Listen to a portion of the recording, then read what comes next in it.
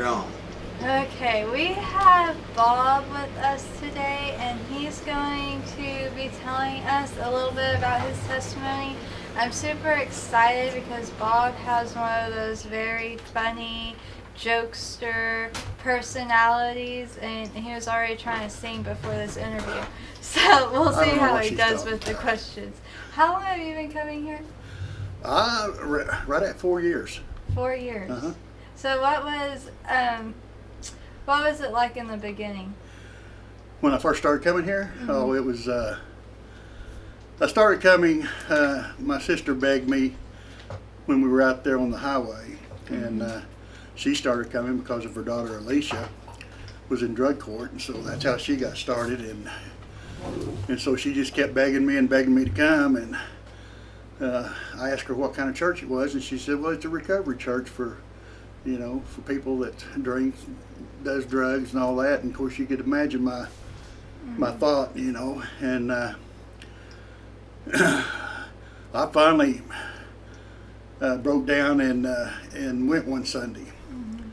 And of course when you gotta kind of break down your expectations, but I went and never heard that kind of music before played. I was always used to the old gospel, music and the real hard preaching, and if you don't do this, God's going to whack you, and all that, and it was all new to me. Yeah. And I just told Diane that I'm sorry, this is just not for me. Brother Dennis was using all kinds of translations, and of course I was brought up to King James only, Just and one, yeah. just one, and all that, and so you can imagine my first experience. So I just told Diane that it wasn't for me, but for some reason God got a hold of my heart, and I just kept going. And hadn't it been a while before you had went to church? Didn't you have like a bad experience at some point, and like you weren't going to church for a while? Well, when you get in church and you start living for God and doing things for Jesus, you better learn real quick. Stuff's going to come up against you. The devil's going to fight you all the way, and that's something that you have to learn. Because the first few times when it happened to me, I just said, "Boy, I don't need this," and just quit, and I'll find me something better, and that's what I did. So what's one big thing that you've taken out of what you've been taught here and added to your life? Oh, the love of Christ. How much he loves you. And that's one thing that I learned from Brother Dennis and Debbie was, I was already saved. So, that teaching was easy for me. And I understood everything that he was talking about, but really hadn't applied it to my life. And after learning that and then applying it, it was so much, it's kind of like a big burden had been lifted off my shoulders. That, God, man, he really loves me. I knew he loved me, but, he wasn't going to beat me up every time I did something wrong or I didn't do something. It was a compassionate Yes, love. yes. And, boy, when you learn that and that happens to you, then you can start serving the Lord, and it's a blessing. Yeah, because then it's not even really about you. It's No. about him. Exactly. Yeah. Yeah. So, where have you been the most influenced through Dennis and Debbie? Was it that, and also, when Satan comes against you, you recognize who it is and what it is, and you go to work and you put on the whole armor of God and you fight it. Yes. And what's so great about that is when you overcome all that, you can see, God winning, and then each time that's a little easier and a little easier to fight him. So I'm getting that you were taught and you realized how to fight the trials and tribulations that we could go through. Exactly. And you got to, you have to, if you don't do that and you don't recognize that enemy and who it is, you're going to destroy relationships, your home.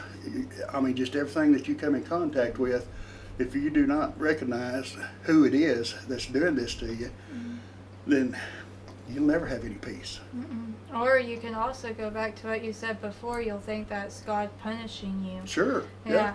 And when really He doesn't punish us through that, but He lets us learn from it, and He uses it for His glory for us. Right. Boy, you're smart. Yeah.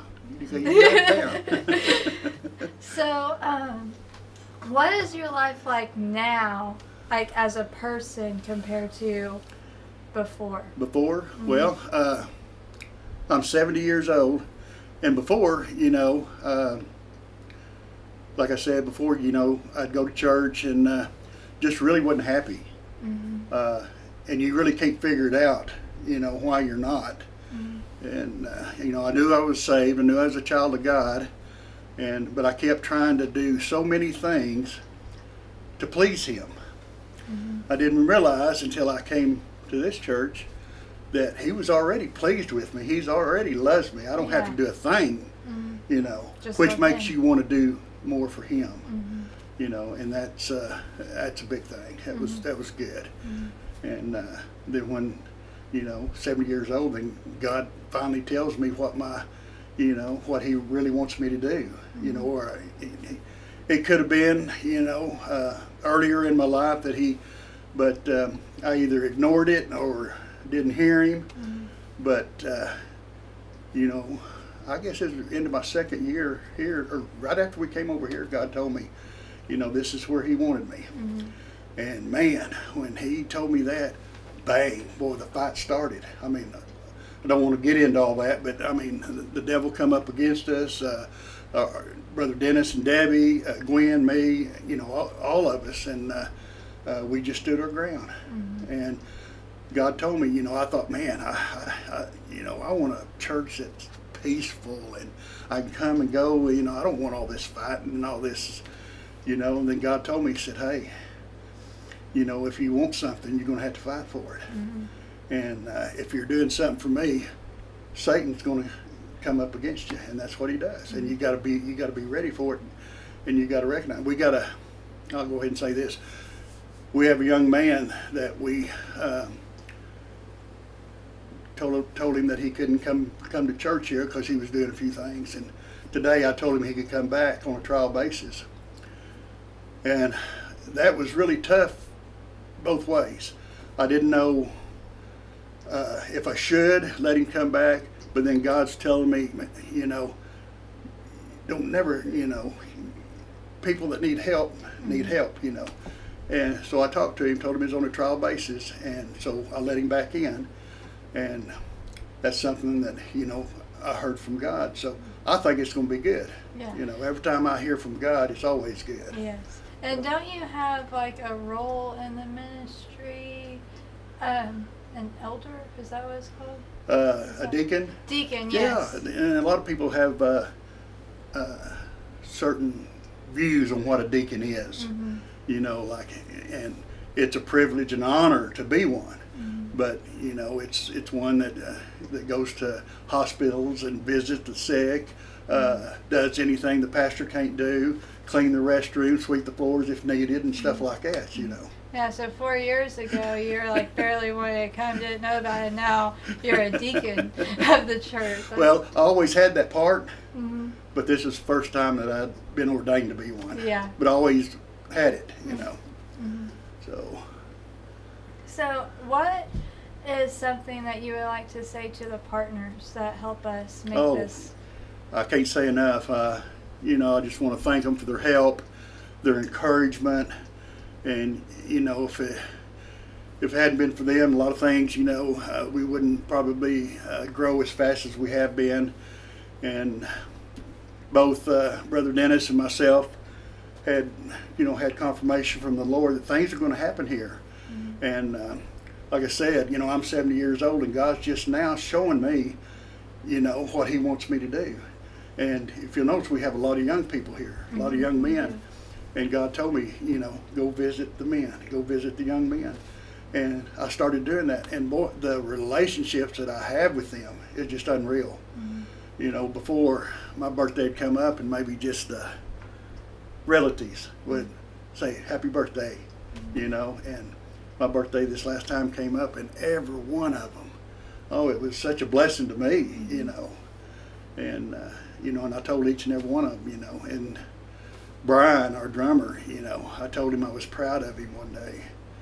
And he looked at me and he said, wow, he said, I don't think I've ever had anybody tell me they were proud of me. That's what I was just thinking. Because of the type of ministry we have, we attract people who come from like broken homes Sure. and stuff, and they didn't have a strong role model as a father, and so then they come here and they get encouragement like that from a male figure. And you got to be real careful, you know, when they come in, because most of them are lost, you know, and you want to tell them God loves them, but you got to be real careful, because a lot of them, you know, you tell them that, and they expect things to happen just real quick, and they get discouraged and leave.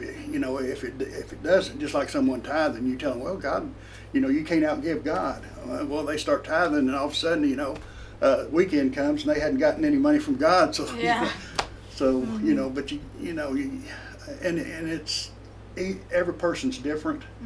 You know, when it comes to salvation and how you present it to them, and you just got to be real careful there. Yeah, we're all on our own journey of Yes. discovering. Yes. Exactly.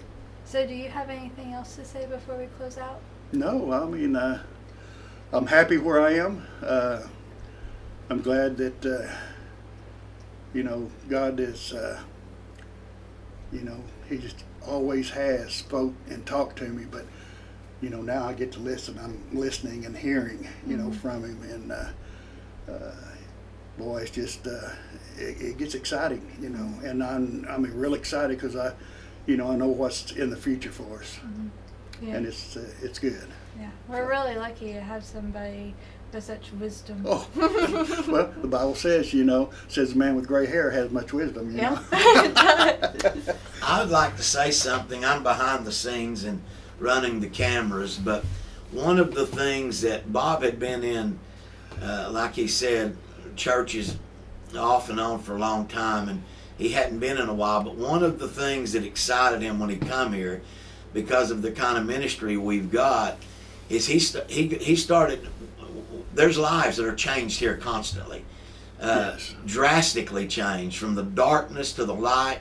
It's a heartbreaking ministry, as Bob's learned, because you pour into someone so much and then they get swept back. But we have such great success stories, and a lot of that is happening because our partners keep us going, our recovery house. And so Bob was excited to get to see something happen. And anytime Jesus is alive in a place, Yes. the Satan is alive too.